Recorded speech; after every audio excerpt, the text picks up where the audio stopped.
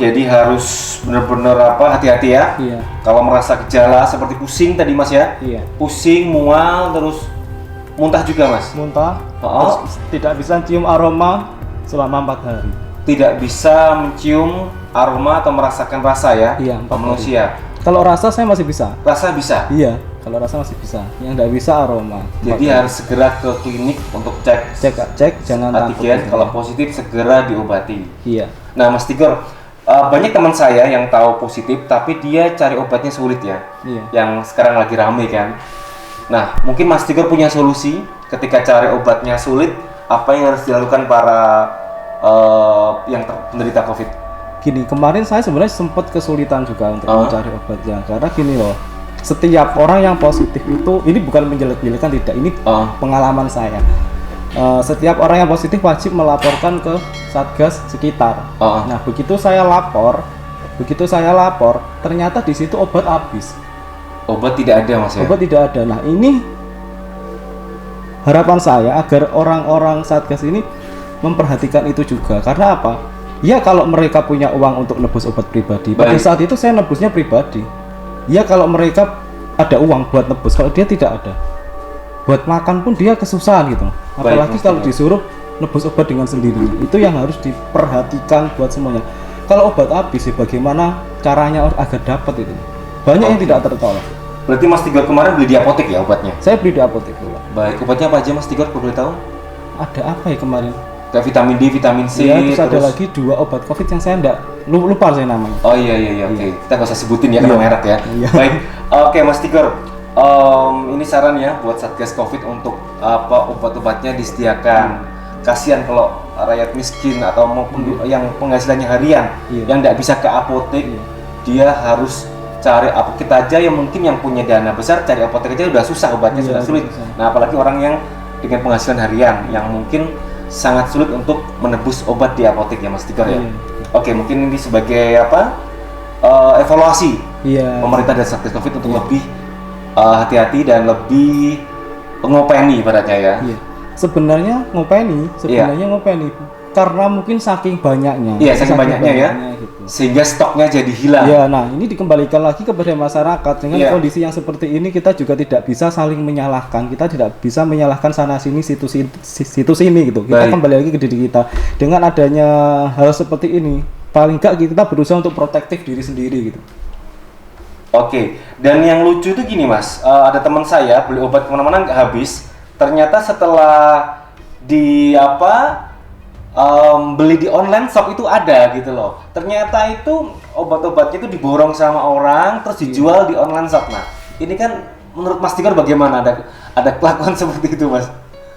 Ini itu bukan masalah main-main. Kalau bisa orang-orang seperti itu kesadarannya lebih sadar, karena apa? Ini bukan main-main. Suatu contoh. Ya kalau diri Anda yang menimbun itu tidak terjangkit virus ini. Seandainya jenengan, keluarga jenengan yang terjangkit tiba-tiba fatal, apa yang jenengan rasakan gitu. Hukum karma itu pasti ada.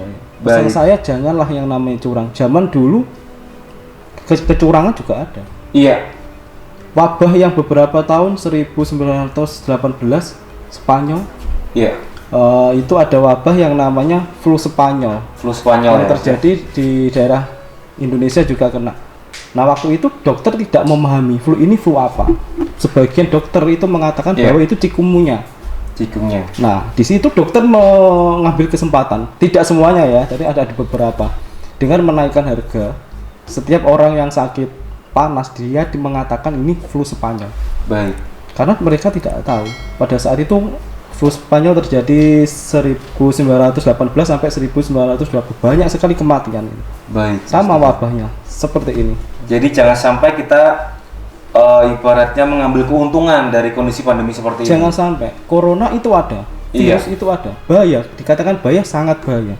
Dulu awal-awal kan banyak yang menimbun masker, terus gitu. Menimbun sampai alat medis juga. Nah, sekarang lagi menimbun obat COVID, obat antivirus ibaratnya ya. Dan jangan sampai menjadi namanya ini saling menyalahkan lagi. Karena apa? Kadang masyarakat menyalahkan dokter, menyalahkan tenaga medis. Tidak seperti itu. Tenaga medis pun banyak yang kena, dokter pun banyak yang meninggal kena. ada mereka yang jujur, ada yang mereka berjuang, ada mereka yang benar-benar berjuang sampai dia merelakan nyawanya pun. Ada juga orang yang nakal itu juga ada. Iya. Apalagi ini korupsi bantuan COVID itu yang paling saya gemes itu. Baik.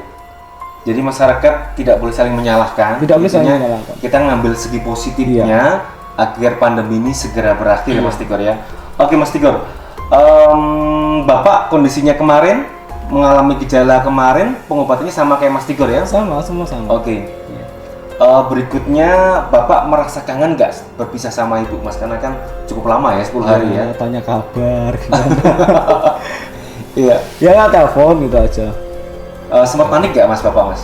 Panik semua panik. Tapi saya kasih tahu ini, nggak usah panik. Nggak usah panik.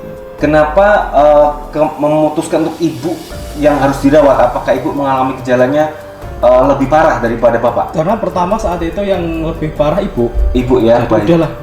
Kalau Bapak sama saya kita rawat jalan ada di rumah. Oke, alhamdulillah semua sudah negatif ya. Semua sudah negatif. Oke, Mas Tigor. Bicara masalah pandemi ya, banyak orang yang tidak percaya pandemi. Banyak percaya ini adalah konspirasi. Banyak yang tanya ini sebenarnya virus biasa, nggak usah dilebih-lebihin, intinya seperti itu.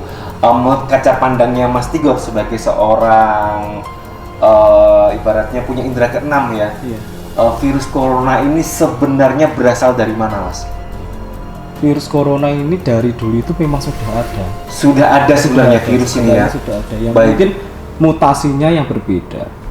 Oke. Gitu loh. Tingkat bahayanya yang berbeda. Suatu contoh pada saat itu flu babi. Flu ini menularkan di binatang. Baik. Banyak orang yang mengonsumsi binatang tersebut, akhirnya apa? Tertularlah dan sebagainya. Sampai flu burung dan sebagainya. Baik. Virus itu ada. Ya, jadi intinya virus ini sebenarnya sudah lama ada, cuma sekarang bermutasi terus sehingga semakin mengerikan ibaratnya ya. Semakin mengerikan. Terus variannya juga macam-macam. Baik. Semakin mutasi. Nah, kemarin kalau saya kenanya itu yang Delta. Oh, yang Delta Mas ya. Delta itu yang paling membahayakan. Jadi jangan sampai semua ini meremehkan. Virus Delta ini lebih bahaya karena apa? Dia hanya bisa menularkan dalam waktu 10 detik saja. Dalam waktu 10 detik ya Mas ya. Kalau yang corona awal 19 itu dari bersin dan sebagainya. Percikan air liur atau bersin. Corona ini misalnya kita keluar ada salah satu orang positif itu, 10 detik aja kita nggak ngapa-ngapain sudah kita positif. Oke, karena varian Delta ini cukup mengerikan ya. Mengerikan.